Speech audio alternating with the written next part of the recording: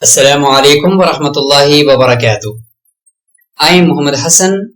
I hope you are fine. Today my topic, studying together and its benefits and tips.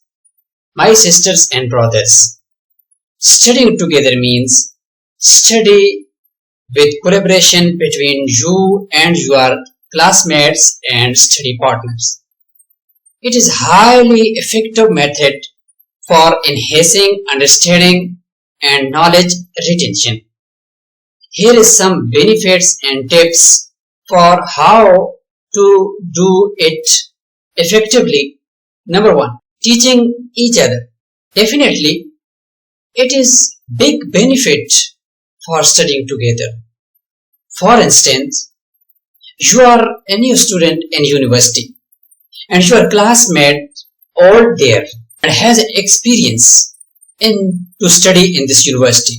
So you can learn and get from him more important guidelines and techniques about study in this university, especially about your topic and your subject. Number two, groups, activities and projects.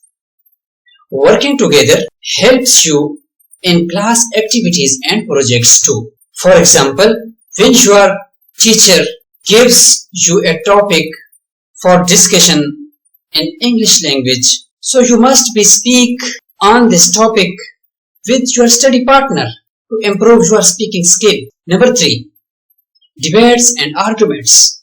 Studying together encourages friendly debates and arguments to critically analyze different viewpoints. For example, when your teacher selects a topic and divides students in two groups, one group will agree with this topic and another group will disagree.